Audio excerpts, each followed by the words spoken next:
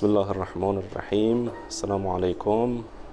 Merci à toutes et à tous de nous suivre sur notre chaîne Naba Diffusion. Et donc aujourd'hui, j'ai l'honneur, le plaisir de vous inviter sur notre chaîne pour notre première émission Naba Discussion, Inch'Allah. Et donc nous allons aujourd'hui avoir le plaisir d'échanger, de discuter avec cher Aminullah, ici présent, sur les différentes thématiques qu'on a déjà publiées jusqu'à maintenant, les projets qui sont en cours, et discuter de façon générale, avoir une petite discussion pour le lancement de notre émission Naba Discussion. Salam alaikum, Hajara. Comment allez-vous? Merci, ça va. Tout se passe bien pour vous? Alhamdulillah. Alhamdulillah. Donc aujourd'hui, j'ai le plaisir de vous avoir à mes côtés. Nous sommes dans la ville de Abadan, donc dans le sud de l'Iran, et on a choisi cet endroit pour enregistrer notre première émission. Donc c'est avec plaisir qu'on vous accueille dans ce lieu et cet endroit pour enregistrer Naba Discussion, la première de Naba Discussion. Inch'Allah. Donc je ne vais pas rentrer dans les détails, cher, mais vous êtes un religieux reconnu, francophone, qui a étudié de longues années dans la ville sainte de Qom, en Iran. Et aujourd'hui, on veut utiliser cette connaissance que vous avez et cette particularité de maîtriser, ou en tout cas de parler la langue française, pour pouvoir diffuser le message à travers le monde entier pour toute personne qui est francophone. Donc du coup, est-ce que vous voulez faire une petite présentation ou en tout cas nous dire pourquoi on a lancé Naba Diffusion, quels sont les objectifs de Naba Diffusion? Très bien. Bismillahirrahmanirrahim. Alhamdulillahi Rabbil Alamin wa sallallahu ala sayyidina wa nabiyyina Muhammadin wa alihi tahirin. Comme on voit dans le mot de Naba Diffusion, le mot Naba. Naba, ça veut dire la nouvelle. Parce que vraiment, il y a une grande nouvelle dans le Coran. On va parler, Inch'Allah, sur cette nouvelle et on va diffuser cette nouvelle-là. Mais on va diffuser quelle nouvelle exactement? Selon un hadith de la part de notre grand prophète, sallallahu alayhi wa sallam, disons que la meilleure action des gens dans ce monde, d'ici-bas et dans l'autre monde, c'est ifsha salam fil alam. Ça veut dire diffuser le salam dans le monde. Donc, on a pris comme le but, en fait, diffuser le nom de Dieu, le nom de salam, c'est en fait le nom de la paix, de la santé. On va diffuser en fait le nom d'Allah dans le monde entier par les hadiths, les versets coraniques, en fait, selon l'école d'Ahl al-Bayt, Inch'Allah. C'est ça notre objectif en général. Merci beaucoup. Et donc là, on a commencé à faire quelques vidéos. Ça fait un peu plus de 2 semaines maintenant. Alhamdulillah, il y a eu une très bonne réception. Les gens, ils ont été captivés, ou en tout cas ils ont été intéressés par le contenu de ces vidéos-là. Et donc on a eu quelques retours, on a eu des questions, on a eu des gens qui ont voulu nous aider, c'est-à-dire il y a eu tout un ensemble de choses qui se sont produites autour de Naba Diffusion. Et donc j'en profite également pour, puisqu'on est là, c'est que ça nous a donné l'envie ou la possibilité de prochainement créer un site internet, Inch'Allah. Donc on aura l'occasion d'en rediscuter pour donner encore plus de moyens, plus d'outils pour la communauté musulmane qui est en lien avec l'école d'Ahl al-Bayt partout dans le monde et qui est évidemment francophone. C'est ça qui fait la différence. Donc Inch'Allah, on en reparlera plus tard. Mais là, revenons sur Naba Diffusion, les différentes vidéos qu'on a envoyées. Donc on a fait des vidéos sur la salutation, sur Sayyidah Fatima az-Zahra, sur la prière de la nuit, sur les actes recommandés après la prière. Et donc on va reprendre quelques questions qui ont été posées et puis vous allez essayer d'y répondre de façon simple. Voilà. Donc, par exemple, une des questions qui est tout de suite ressortie, c'est que signifie bonifier ses actes? Vous avez dans une première vidéo, la vidéo sur la salutation, parlé de bonifier ses actes. Qu'est-ce que ça veut dire? Bien. En fait, dans le hadith que j'ai cité de la part de notre prophète sallallahu alayhi wa sallam, disons que au paradis, il y a des chambres spécifiquement réservées pour les gens qui pratiquent les 4 conseils. La bonification de la parole, nourrir ses prochains, et diffusion le salam, et aussi faire la prière, le recommander durant la nuit, salatul layl. Donc, en fait, premier conseil, c'est bonification de la parole. Et vous savez, pour bonifier la parole, on a besoin de 2 choses. D'abord, il faut dire une bonne chose, et deuxièmement, il faut dire d'une manière bonne. Une bonne manière, il faut expliquer. Donc, deuxième point, ça veut dire parler d'une bonne manière. C'est très important. Par exemple, vous voulez parler avec votre élève, votre fils, votre fille, votre chef, votre professeur. Vous devez parler d'une parole délicate, bien faite, et c'est très important. Ça, c'est à part que vous devez dire la bonne chose, la réalité. La manière de faire est importante. Donc ça, la manière, c'est très important. Par exemple, dans le hadith du manteau, hadith al-Kesa, on voit que Fatima Zahra, quand il va appeler ses enfants à Hassan ou à Hussein, il dit « Ya thamarata fuadi » au fruit de mon cœur. Alors, ça c'est bonification de la parole. C'est-à-dire au fruit de mon corps. Est-ce que c'est possible qu'une mère ou un père,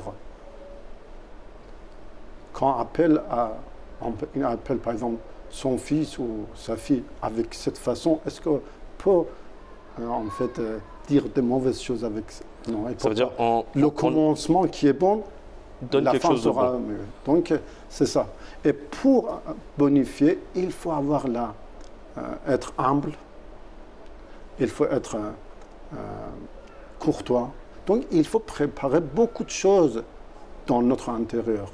Donc comme ça, on a la chance de purifier notre intérieur, notre fond, et comme ça, on peut arriver à être un miroir de Dieu, qu'on peut vraiment présenter la beauté divine en nous-mêmes. C'est ça. Donc, bonifier les actes et les paroles. C'est ça la relation importante qui existe entre la bonification de la parole avec la connaissance de soi-même. Parce que le début de hadith parlait en fait de la connaissance de soi-même. Alors justement, en parlant de la connaissance de soi, ça c'est une question qui est revenue aussi. Donc on parle de connaissance de soi, d'autoconstruction, de réalisation de soi.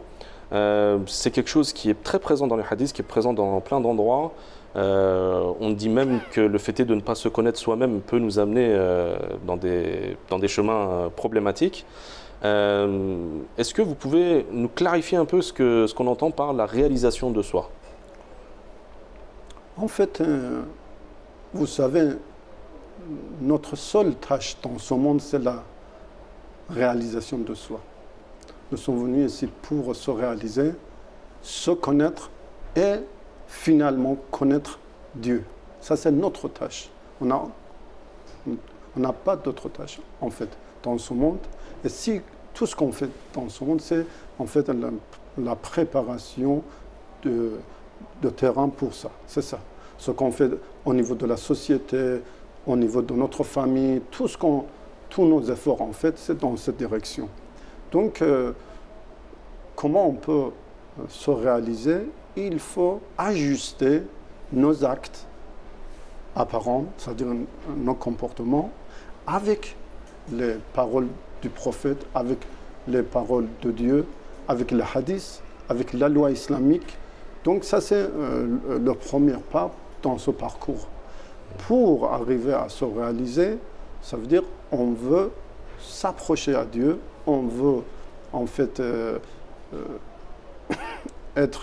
avoir des traités, des qualités comme les noms de Dieu. Dieu est clément, on doit être clément. Dieu est sabour, endurant, on doit être endurant. Tous les noms de Dieu, c'est ça. C'est pourquoi dans un hadith de la part de notre prophète, sallallahu alayhi wa sallam, dit que c'est-à-dire, faites-vous des noms de Dieu, des humeurs de Dieu, ça veut dire les noms divins. Donc c'est ça, le sens de réalisation de ça, c'est en fait... Alors justement, dans une des vidéos que vous avez faites, en parlant de réalisation de soi, j'ai eu un message d'un frère qui m'a dit, voilà, il y a une vidéo qui m'a fait beaucoup de bien, par exemple concernant Salatul Layl. Donc c'était une vidéo qui durait juste quelques secondes, où vous avez donné vous avez parlé d'un maître qui donnait un conseil à un autre maître pour nous aussi, Allah Tabayi. Donc ça a eu beaucoup d'incidence, ça veut dire ça a fait un impact sur cette personne-là. Et donc sur Salatul Layl, vous savez, en Occident, dans certains pays, je pense à certains pays francophones, il est parfois pas évident de se lever au milieu de la nuit pour aller prier, pour faire Salatul Layl. Est-ce que vous avez un conseil, un petit secret, quelque chose qui ferait que les jeunes, la prière de la nuit qu'ils veulent faire, soit simplifiée pour eux? Est-ce que vous avez un petit conseil à nous donner par rapport à ça? En fait, selon les hadiths d'Ahlul Bayt, le meilleur moment pour faire Salatul Layl, c'est le dernier tiers de la nuit, près de l'aube. C'est le meilleur moment. Près de la prière du matin, du coup. Oui, exactement. Prière de prière du matin. En 15 minutes, on peut faire ça, dans un quart d'heure. Mais on peut en fait supprimer les invocations qui sont recommandées et on peut faire dans un quart d'heure. À part ça, on peut, pour les jeunes, surtout les gens qui font voyage parfois, c'est difficile pour eux, ils peuvent faire tout de suite après la minuit. Après minuit. Après minuit, on peut commencer Salatul Layl. Et à part ça aussi, même si jamais vous n'arrivez pas à faire 11 rak'a, vous pouvez faire seulement les prières de Shaf', de rak'a et la prière de Watr. Si vous pouvez faire même Shaf', seulement Watr. Si vous ne pouvez pas faire Watr, seulement une prosternation. Donc, toujours existe ça. Et avant ça même, pour les prières recommandées de la nuit, ça veut dire après la prière de Isha, nous avons une prière recommandée, on appelle Votayra. Votayra, ça veut dire le petit vêtre. Le petit vêtre. Et selon le hadith, si quelqu'un fait ce prière en assis, en position assise. En position assise, oui, exactement. Si quelqu'un fait ça, et il peut pas, en fait, il ne se lève pas pour la prière de la nuit. Ça sera, en fait, il peut être comptabilisé comme et à part ça, il y a un secret très important qu'on dit min asrar al Muhammad, c'est-à-dire un secret parmi des secrets de la famille du prophète. Si quelqu'un manque en fait la prière recommandée Salatul Layl durant la nuit, le matin, surtout après-midi, s'il fait ça, il va... Avant midi. Après-midi. Après la prière de midi. Oui, s'il fait après-midi, il peut faire tout le temps de la journée, mais même après l'après-midi, c'est très recommandé. Et Dieu, dans un hadith, que ça c'est un secret de Al Muhammad, c'est-à-dire de famille du prophète. Parce qu'il a perdu tout ça, mais quand même, il peut gagner. Donc s'il fait une partie de Salatul Layl après midi, même toute Salatul Layl après midi, c'est quelque chose qui sera accepté comme si c'était levé la journée. Et donc pour résumer, si c'est après minuit, le minuit islamique ou le minuit... Quand on dit minuit légal, minuit légal, c'est différent de 12 heures pile, l'heure 0, non. Donc selon vous avez en fait le calendrier islamique. Avec les horaires de minuit. Donc on parle de ce minuit-là. C'est juste que j'essaie de voir les différents points. Et donc du coup, en fait, Dieu nous incite à faire, même si ne serait-ce qu'une prosternation, qu'on fasse une prosternation. Ouais. Et ça montre l'importance de cette prière.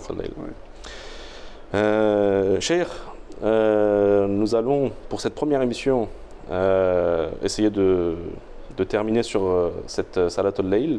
Il y a beaucoup d'autres questions qui nous ont été posées. Inch'Allah, on aura d'autres possibilités, d'autres émissions où on pourra parler des différentes questions qui ont été posées.